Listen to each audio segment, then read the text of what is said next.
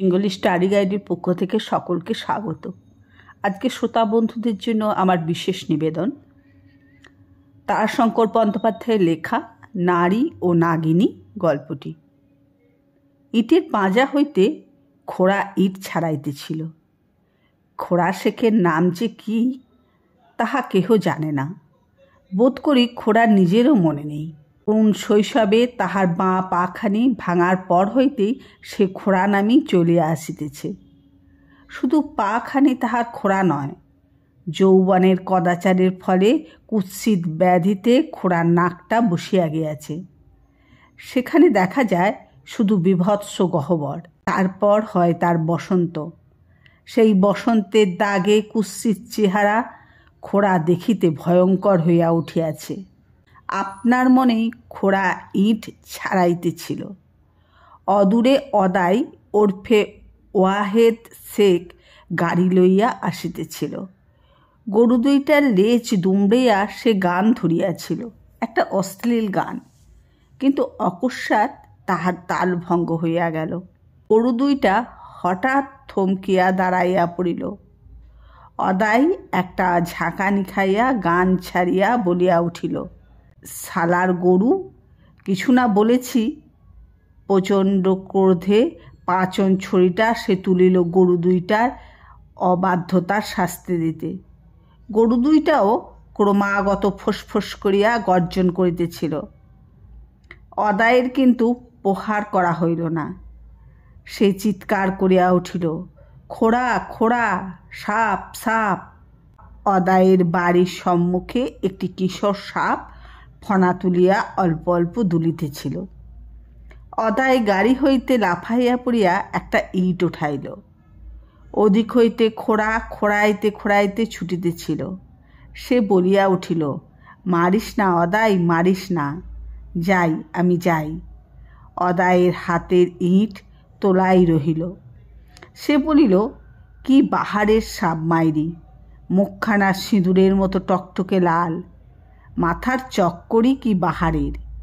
কিন্তু পালালো, যে শীঘ্রই আয়। সাপটা এইবার দ্রুত বেগে পলাইয়া যাইতেছিল, কিন্তু চলিয়াছিল খোড়ার দিকেই। অদায়কে পিছনে ফেলিয়া পলায়নই তাহার উদ্দেশ্য। খোড়াকে সে দেখেনি। খোড়া হাঁকিল, দে তো অদায়, তোর পাছনখানা ছুঁড়ে যা। সে ঢুকে পড়ল পাঁজার ভেতর। তয়নাগ রে সাপটা, এ সাপ বড় পাওয়া যায় না, ধরতে পারলে কিছু রোজগার হতো রে। খোড়ার সাপের ওঝা, শুধু ওঝা নয়, সাপ লইয়া খেলাও করে সে। ঘরের চালের কানাচে বড় বল মুখ বন্ধ হাড়ি তাহার খাটানোই আছে। তাহারই মধ্যে সাপগুলোকে সে বন্দি করিয়া রাখে। জীর্ণ হইলে দূরে মাঠে গিয়া তাহাদের ছাড়িয়া দেয়া আসে। কত সাপ মারিয়াও যায়। সাপ যখন থাকে তখন খোড়া মজুর খাটে না। তখন দেখা যায় বিষম ঢাকি ও তুবড়ি বাঁশি লইয়া খোড়া সাপের খেলা দেখাইতে চলিয়াছে। রোজগারও মন্দ হয় না, কিন্তু গাঁজা ফিঙের বরাদ্দ তখন বাড়িয়া যায়। কখনো কখনো মদও চলে। ফলে সাপগুলি শেষ হইবার সঙ্গে সঙ্গে খোড়া আবার ঝুড়ি ও বিড লইয়া বাহির হয়। অবস্থাপন্ন গৃহস্থের দ্বারে দ্বারে বিভৎস মুখখানি ঈষৎ বাঁকাইয়া বলে, মজুর খাটাবে গো মজুর। তোষামত করিয়া সে হাসে। বিভৎস ভয়ঙ্কর মুখ আরও বিভৎস হইয়া ওঠে। মজুরি মিললে সে প্রাণপণে খাটে, সেখানে সে ফাঁকি দেয় না। যেদিন না মেলে সেদিন সে ঝুড়ি কাঁধে ভিক্ষা আরম্ভ করে। যাহা পায় তাহা দেয়ায় খানিকটা গাঁজা আফিং কেনে। কিনিয়াও যদি কিছু থাকে তবে খানিকটা পচায় মদ গিলিয়া বাড়ি ফিরিয়া জবেদা বিবির পা ধরিয়া কাঁদিতে বসে, আমার হাতে পড়ে তোর দুর্দশার আর সীমা থাকলো না, না খেতে দিয়ে মেরে ফেললাম। জবেদা হাসিতে হাসিতে স্বামীর মাথায় হাত বোলাইয়া বলে, লে খ্যাপামি করিস না, ছাড় আমাকে, দুটো চাল দেখে আনি। খোড়ার কান্না বাড়িয়া যায়। সে একবার জবেদার গলা জড়াইয়া ধরিয়া বলে, এক জেরা নতুন কানি কখন দিতে লাগলাম, পুরনোতে না পড়েই তোর দিন গেল। যাক, ও সব কথা, পরদিন অতি প্রত্যুষে খোড়া ইটের পাঁজাটার কাছে আসিয়া হাজির হইল। হাতে ছোট একটা লাঠি, বগলে একটা ঝাঁপি, সম্মুখে পূর্ব দিক চক্রবালে সবে রক্তভা দেখা দিতে শুরু করিয়াছে। গাছের বুকের মধ্যে বসিয়া পাখিরা মুহু মুহু কলরব করিতেছিল। গ্রামের মধ্যে কোনো হিন্দু দেব মন্দিরে মঙ্গলারতির সংখ্যা ঘণ্টা বাজিতেছে। একটা উঁচু ঢিপির উপর বসিয়া খোড়া চারিদিকে সতর্ক দৃষ্টিতে চাহিয়া দেখিতেছিল। পূর্বাচলে রাঙা ক্রমশ গাঢ় হইতে পরিধিতে বিস্তৃত লাভ করিতেছিল। সে রঙের আভায় পাঁজার পোড়া ইটগুলো আরও রঙা হইয়া উঠিল। খোড়ার ময়লা কাপড়খানা পর্যন্ত লাল রঙের ছাপ ধরিয়া গিয়াছে। খোড়া উঠিয়া দাঁড়াইল। ওই না, দূরে প্রান্তরের বুকে বোধ হয় সেই কিশোর সাপটি পূর্ব আকাশের দিকে মুখ তুলিয়া ফনা নাচিয়া খেলা করিতেছিল। প্রাতঃসূর্যের রক্তভায় তার রং দেখাইতেছিল যেন গাঢ় লাল। সেই লাল রঙের মধ্যে ঘন কালো চক্রচিহ্ন অপূর্ব শোভায় ফুটিয়া উঠিয়াছে। প্রজাপতির রাঙা পাখার মধ্যে কালো বর্ণরেখার মধ্যেই সে মনোরম। খোড়া মুগ্ধ হইয়া গেল। আপনার মনে মৃদুস্বরে সে বলিয়া উঠিল, বাহ। তারপর ধীরে ধীরে অগ্রসর হইল। সর্পশিশু উদীয়মান সূর্যের অভিনন্দনে এত মাতিয়া উঠিয়াছিল যে খোড়ার পদশব্দেও তাহার খেলা ভাঙিল না। অতি সন্নিকটে আসিতেই সে সচকিত হইয়া মুখ ফেরাইল। পরমুহূর্তেই সে গর্জন করিয়া ছোবল মারিল, কিন্তু ফনা আর সে তুলিতে পারিল না। ক্ষিপ্র হস্তে বাঁ হাতের লাঠিখানি দিয়া তখন তাহার মাথায় চাপিয়া ধরিয়াছে। ডান হাতে সাপের লেজ ধরিয়া গোটা দুই ঝাঁপি দিয়া খোড়া বেশ করিয়া সাপটাকে দেখিয়া বলিল, সাপিনী। মাস ছয়েক পর গাঁজার দোকান হইতে ফিরিয়া খোড়া জবেদাকে বলিল, কি এনেছি দেখ। উঠোনে ঝাঁটা বলাইতে বলাইতে জবেদা বলল, কি? কাপড়ের খুঁট হইতে খোড়া ছোট্ট চিকচিকে একটা বস্তু বাহির করিয়া হাতের তালুর উপর রাখিয়া জবেদার সম্মুখে ধরিল। বস্তুটি ছোট একটা মিনি, নাকে পরিবার অলঙ্কার। জবেদা প্রশ্ন করল, এত ছোট মিনি কি হবে?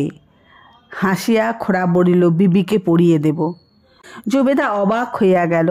হাসিতে হাসিতে খোড়া ঘরে প্রবেশ করিল। তারপর গলায় একটি সাপ জড়াইয়া বাহির হইয়া আসিল। সেই সাপটি এতদিনে আরও একটু বড় হইয়াছে, কিন্তু সে তেজ নেই। শান্ত আক্রোশীনভাবে ধীরে ধীরে মুখটি ঈষৎ তুলিয়া খোড়ার গলায় কাঁধে ফিরিতেছিল। জবেদা দেখিয়া বলিল, ও করো না, যতই তেজ না থাক, ও জাতকে বিশ্বাস নেই।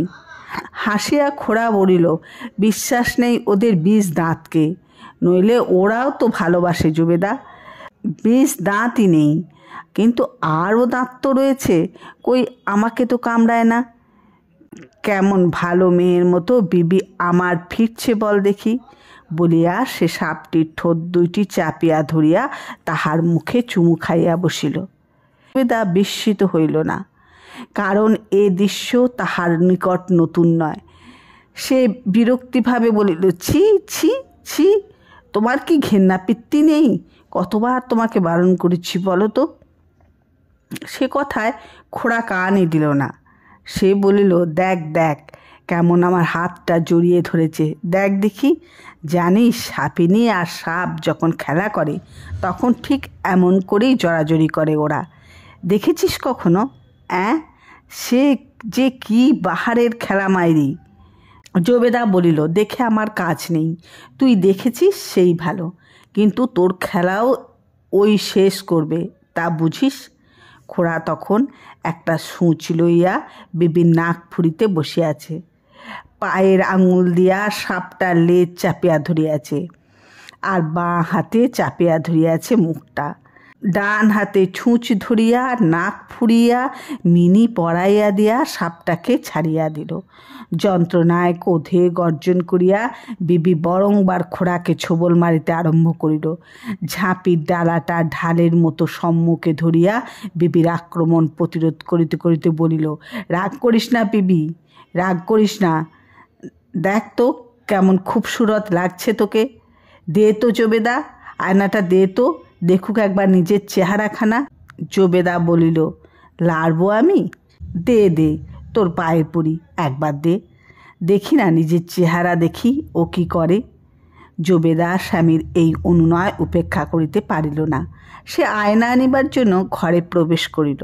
খোড়া বলিল, এক জেরা সিঁদুর আনিস তো মেহেরবানি করে। জবেদা ঘর হইতে প্রশ্ন করল, কি হবে কি? পরম কৌতুক হাস্য করিয়া খোড়া বলিল, দেখবি কি হবে, আগে হতে বলছি না। জবেদা আয়না সিঁদুর লইয়া আসিয়া ইয়দ্দূরে নামাইয়া দিল। খোড়া সুকৌশলে বিবিকে ধরিয়া একটা লাঠির ডগায় সিঁদুর লইয়া সাপটির মাথায় একটা লাল রেখা আঁকিয়া দিল। হা হা করিয়া হাসিয়া বলিল, উহাকে আমি নিকা করিলাম জবেদা, ওর তোর সতীন হলো। পরে বিবিকে বলিল, দেখ দেখ বিবি, কি বাহার খুলেছে, দেখ দেখি। সাপটাকে ছাড়িয়া দিয়া সে আয়নাটা বিবির সম্মুখে ধরিল। তারপর বিষম ঢাকিটা বাজাইয়া কর্কশ অনুনাসিক স্বরে গান ধরিল, জানি না গো এমন হবে, গোকুল ছাড়িয়া কেষ্ট মথুরা যাবে, ও জানি না গো। আর মাস কয়েক পর, বর্ষার মাঝামাঝি, একটা দুরন্ত বাদলা করিয়াছে। খোড়া কোথায় গিয়াছে, বাদলে দুর্যোগে ফিরতে পারেনি। জবেদা অনুভব করিল ঘরের মধ্যে কেমন একটা গন্ধ উঠিতেছে। গন্ধটা ক্ষীণ, মিষ্টি এবং কেমন রকমের। এদিক ওদিক ঘুরিয়াও সে কিছু বুঝিতে পারিল না। দিন দুই পরে খোড়া ফিরিয়া জলের দেবতাকে একটা অশ্লীল গালি দিয়া বলিল, কিছু খেতে দে দেখি জবেদা, বড় ভুগ লেগেছে। জবেদা ঘরের মধ্যে একটা থালায় পান্তা ভাত বাড়িয়া দিল। পায়ের কাদা ধুইয়া খোড়া ঘরে ঢুকিয়া বলিল, গন্ধ কিসের বল দেখি জবেদা। জবেদা বলল, কি জানি বাপু, এ কদিন থেকেই ঘরে এমন গন্ধ উঠছে। খোড়া কথা কহিল না, শুধু ঘন ঘন শ্বাস টানিয়া গন্ধটার স্বরূপ নির্ণয়ের চেষ্টা করিতেছিল। এদিক ওদিক ঘুরিয়া বিবির ঝাঁপির কাছে দাঁড়াইল। মানুষের পদশব্দে ঝাঁপির ভিতর নাগিনীটা গর্জন করিয়া উঠিল। খোড়া বলিল, জবেদা উৎসুক্য ভরে প্রশ্ন করিল, কি বল দেখি। খোড়া বলিল, বিবির গায়ের গন্ধ। সাপিনী তো, সাপের সঙ্গে দেখা হবার সময় হয়েছে, তাই ওই গন্ধেই সাপ চলে আসে। জবেদা অবাক হইয়া গেল, বলিল, সে কে জানে বাপু, তোদের কথা তোদেরই ভালো। নে এখন পান্তি কটা খেয়ে ফেল। ভাত খাইতে খাইতে খোড়া বলিল, ওটাকে ছেড়ে দিয়ে আসতে হবে মাঠে, এ সময় ধরে রাখতে নেই।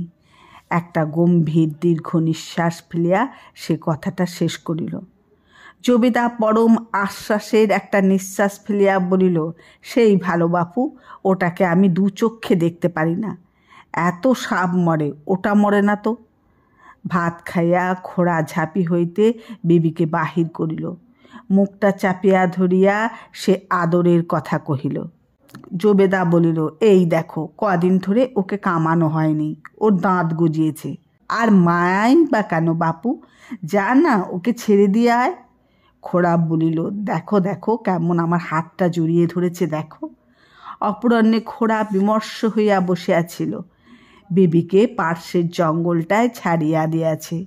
জবেদা বলিল, এমন করে বসে কেন বলতো, গাঁজা টাচা খা কেনে। খোড়া বলিল, বিবির লেগে মন কি করছে রে। জবেদা হাসিয়া বলিল, মর মর, তোর কথা শুনে কি হয় আমার। না রে জবেদা, মনটা ভারী খারাপ করছে। জবেদা এবার স্বামীর পাশে বসিয়া আদর করিয়া গলা জড়িয়া ধরিয়া বলিল, কেন রে, আমাকে তোর ভালো লাগে না? সাদরে তাহাকে চুম্বন করিয়া খোড়া বলিল, তোর জোরেই তো বেঁচে রয়েছি রে জবেদা, তু আমার জানের চেয়ে বেশি। জবেদা বলিয়া উঠিল, দেখো দেখো, বিবি ফিরে এসেছে, ওই দেখো নালার মধ্যে। জল নিকাশি নালার মধ্যে সত্যিই বিবি ফনা তুলিয়া বেড়াইতেছিল। খোড়া উঠিতে চেষ্টা করিয়া বলিল, ধরে আনি, দাঁড়া। জবেদার স্বামীকে প্রাণপণে চাপিয়া ধরিয়া বলিল, না। তারপর কর্কশ কণ্ঠে বলিল, বেরো, হ্যাট হ্যাট। বাঁ হাতে করিয়া একখানা ঘুঁটে ছুড়িয়া সে বিবিকে মারিল। সাপটা সক্রোধে মাটির উপর কয়েকটা ছোবল মারিয়া ধীরে ধীরে নালা দিয়ে বাহির হইয়া গেল। তখন রাত্রে দ্বিপ্রহর বোধ হয়। জবেদার চিৎকার করিয়া উঠিল, ওঠ ওঠ, কিসামায় কাঁদলে? খোড়া তাড়াতাড়ি উঠিয়া আলো জ্বালিয়া দেখিল সত্যিই জবেদার বাঁ পায়ের আঙুলের এক ফোঁটা রক্ত জলবিন্দুর মতো টলটল করিতেছে। জবেদা আবার চিৎকার করিয়া উঠিল, বিবি, তোর আমাকে কেটেছে, ওই দেখ। একটা হাঁড়িতে বেদ দিয়ে নাগিনী ধীরে ধীরে চলিয়াছিল। খোড়া তাড়াতাড়ি উঠিয়া সাপটাকে ধরিয়া ঝাঁপিতে বন্দি করিয়া বলিল, জবেদা যদি না বাঁচে তবে তোকে শেষ করব আমি। জবেদা কিন্তু বাঁচিল না। সূর্যোদয়ের সঙ্গে সঙ্গে তাহার দেহে মৃত্যুর লক্ষণ প্রকাশ পাইল। মাথার চুল টানিতেই খসখস করিয়া উঠিয়া আসিল। ওঝারা চলিয়া গেল। বিভৎস ভয়ঙ্কর মুখ সকরুণ করিয়া শিহরে খোড়া বসিয়া রহিল। একজন ওস্তাদ বলিল, তুইও যেতিস খোড়া, খুব বেঁচে গিয়েছিস। ভারী আক্রোশ ওদের, হয়তো তোকে কামড়াতেই এসেছিল। শাস্ত্রু নেত্রে খোড়া তার মুখের দিকে চাহিয়া ঘাড় নাড়িয়া বলিল, না, খোড়া ফকির হইয়াছে। তাহার ভিটাটা একটা ধ্বংসস্তূপে পরিণত হইয়া গিয়াছে। খোড়ার বাড়ির পাশ দিয়াই একটা পায়ে চলা পথ ছিল, সে পথ এখন বন্ধ। সেদিক দিয়া এখন কেহ হাঁটে না, বলে বড় সাপের ভয়। সাপগুলো বড় খারাপ সাপ, উদয়নাগ। প্রত্যুষের সূর্যোদয়ের সময় দেখা যায় রাঙা রঙের সাপ ফনা তুলাইয়া খেলা করিতেছে। বিবিকে খোড়া বধ করিতে পারেনি, তাহাকে সে ছাড়িয়া দিয়াছিল। বলিয়াছিল, শুধু তোর দোষ কি, মেয়ে জাতের স্বভাবই ওই, জবেদাও তোকে দেখতে পারত না। শঙ্কর বন্দ্যোপাধ্যায়ের লেখা নারী ও নাগিনী গল্পটি আমি তোমাদের পাঠ করে শোনালাম। এবার এই গল্প থেকে অতি সংক্ষিপ্ত প্রশ্ন উত্তরগুলি তুলে ধরার চেষ্টা করছি। নারী ও নাগিনী গল্পটি কার লেখা? নারী ও নাগিনী গল্পটি তারাশঙ্কর বন্দ্যোপাধ্যায়ের লেখা। নারী ও নাগিনী গল্পটি প্রথম কোন গল্পগ্রন্থে সংকলিত হয়? তারাশঙ্কর বন্দ্যোপাধ্যায়ের গল্পগুচ্ছের প্রথম খণ্ডে। নারী ও নাগিনী গল্পের মূল চরিত্র দুটির নাম কি? গল্পের মূল দুটি চরিত্র হলো খোড়া ও জবেদা। খোড়ার প্রথমে সাপটিকে কোথায় দেখেছিল? খোড়া সাপটিকে প্রথমে ইটের পাঁজায় দেখেছিল। এই সাপটি ছিল একটি উদয়নাগ। এটি তখন ছিল কিশোর বয়সে। খোড়া ভালো নাম কী ছিল? খোড়ার ভালো নাম কী ছিল তা কেউ জানে না, বোধহয় তার নিজেরও মনে নেই। অনেক ছোটবেলায় তার পাটা ভাঙার পর থেকেই সে খোড়া নামে পরিচিত হয়ে এসেছে। খোড়া দেখিতে ভয়ঙ্কর হইয়া উঠিয়াছে কেন? শুধু শৈশবে তার বাঁ পাটা ভেঙে যায়নি, যৌবনের কদাচারের ফলে কুৎসিত ব্যাধিতে খোড়ার নাকটা বসে গেছে। সেখানে দেখা যায় শুধু একটা বিভৎস গহ্বর। তারপর তার বসন্ত হয় এবং সেই বসন্তের দাগে কুৎসিত খোড়া দেখতে ভয়ঙ্কর হয়ে উঠেছে। প্রথমে সাপটিকে কে কিভাবে দেখে? অদাই গরুর গাড়ি নিয়ে আসছিল। প্রথমে গরু দুটো সাপ দেখে দাঁড়িয়ে পড়ে, তারপর অদায়ের চোখে পড়ে সেই সাপের উপর। অদায় খোড়াকে সাপটার দিকে তাকাতে বলে। সাপটা কেমন দেখতে ছিল? সাপটা দেখতে খুব সুন্দর ছিল, সিঁদুরের মতো টকটকে লাল, মাথায় চক্কর, খুব সুন্দর। খোড়া বলেছিল এটা উদয়নাগ সাপ। এই সাপ বড় একটা পাওয়া যায় না, ধরতে পারলে কিছু রোজগার হতো রে। কে বলেছে? কেন বলেছে?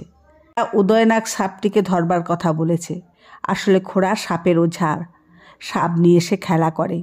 ঘরের চালায় আনাচে কানাচে সে মুখ বন্ধ হাড়ির মধ্যে সব রাখে। তাই এই উদয়নাগ সাপকে ধরতে পারলে তার কিছু রোজগার হতো।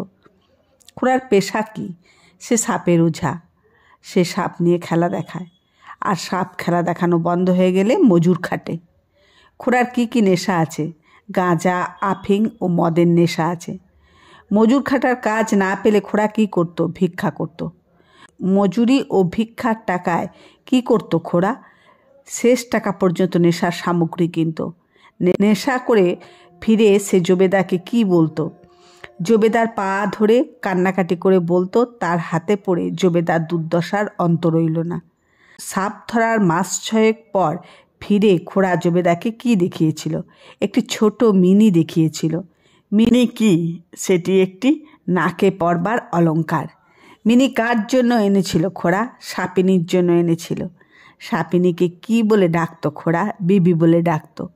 ও জাতকে বিশ্বাস নেই। কে কাকে কার উদ্দেশ্যে এই কথা বলেছিল? জবেদা সাপিনীর উদ্দেশ্যে এই কথা বলেছিল। খোড়া কিভাবে বিবিকে মিনি পড়ালো? পায়ের আঙুল দিয়ে সাপটার লেজ চেপে ধরে, বাঁ হাতে মুখটা চেপে ধরে, ডান হাতে ছুঁচ ধরে নাক ফুঁড়ে মিনি পরিয়ে দিল। মিনি পরিয়ে দেবার পর সাপটা কি করতে লাগলো? প্রচণ্ড আক্রোশে বারবার ছোবল মারতে চেষ্টা করলো খোড়াকে। খোড়া কিভাবে তার ছোবলকে প্রতিহত করলো? খোড়া ঝাঁপির ঢাকাটাকে বা ডালাটাকে ঢালের মতো সামনে ধরে আক্রমণ প্রতিরোধ করলো। খোড়া সাপটাকে কি বলল মিনি পরিয়ে দেওয়ার পর? খোড়া সাপটাকে বলল যে তাকে দেখতে কেমন খুবসুরত লাগছে। জবেদাকে কি বলল খোড়া? জবেদাকে বলল তার আয়নাটা আনতে, যাতে বিবিকে সে দেখাতে পারে তার মুখটা। মিনি পরানোর পর সাপটাকে কি করলো খোড়া? মিনি পরানোর পর সাপটাকে একটা কাঠি দিয়ে মাথায় সিঁদুর পরিয়ে দিল। সিঁদুর পরিয়ে দেবার পর জবেদাকে কি বলল খোড়া? সিঁদুর পরিয়ে দেবার পর জবেদা বলল সে সাপটাকে নিকা করলে এবং জবেদা সতীন হলো।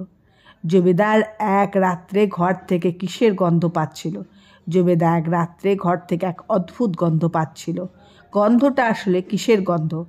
গন্ধটা আসলে সাপিনীর গায়ের গন্ধ ছিল। সাপিনীর গায়ে কেন গন্ধ আসছিল? এক বিশেষ ঋতুতে মিলনের সময় এই গন্ধ বের হয়। এই গন্ধ পেয়ে খোড়া কী করবে বলেছিল? মাঠে ছেড়ে দিয়ে আসবে বলেছিল। সাপিনীদের গায়ে এই গন্ধ হলে কি হয়? পুরুষ সাপেরা আকর্ষিত হয়। সেই ভালো বাপু কে বলেছিল? কোন কাজকে ভালো বলেছিল? জবেদা বলেছিল কথাটা, আর সাপিনীকে মাঠে ছেড়ে দিয়ে আসার সিদ্ধান্তকে ভালো বলেছিল। ছেড়ে দিয়ে আসার সময় সাপিনীটার শরীরে কোনো পরিবর্তন দেখা গেছিল? তার বীজ দাঁত গজিয়ে উঠেছিল। খোড়ার মন কেন খারাপ ছিল? সাপিনীটার কথা ভেবে তার মন খারাপ হচ্ছিল। ঠিক সেই সময় জবেদা কি দেখায়? জবেদা দেখায় বিবি ফিরে এসেছে। বিবি কোন পথে ফিরে এসেছিল? জল নিকাশি নালা দিয়ে বিবি ফিরে এসেছিল। জবেদা তাকে কি ছুঁড়ে মারে? জবেদা তাকে একখণ্ড ঘুঁটে ছুঁড়ে মারে। একখণ্ড ঘুঁটে ছুঁড়ে মারলে সাপিনী কি করে? সাপিনী ছোবল মারতে থাকে রাগে। এরপর সাপিনী কি করে? সাপিনী ধীরে ধীরে নালা দিয়ে বেরিয়ে যায়। বিবি কখন জবেদাকে কামড়ায়? রাত্রি দ্বিপ্রহরে জবেদাকে কামড়ায় বিবি। জবেদাকে কোথায় কামড়ায় বিবি? বাঁ পায়ের আঙুলে কামড়ায়। খোড়া কি করে? সঙ্গে সঙ্গে নাগিনীকে ঝাঁপিতে বন্দি করে। জবেদা যদি না বাঁচে তবে তোকেও আমি ছাড়ব না। কে কাকে বলেছিল? সাপিনীর উদ্দেশ্যে কথা বলেছিল খোড়া। একজন ওস্তাদ কি বলেছিল? একজন ওস্তাদ বলেছিল সাপিনী হয়তো খোড়াকেই কামড়াতে এসেছিল। জবেদার মৃত্যুর পর খোড়া কি হয়েছিল? খোড়া ফকির হয়েছিল। খোড়ার ভিটেটা কি হয়েছিল? একটি ধ্বংসস্তূপে পরিণত হয়ে গিয়েছিল। খোড়ার বাড়ির পাশে পায়ে চলার পথ দিয়ে কেউ হাঁটতো না কেন?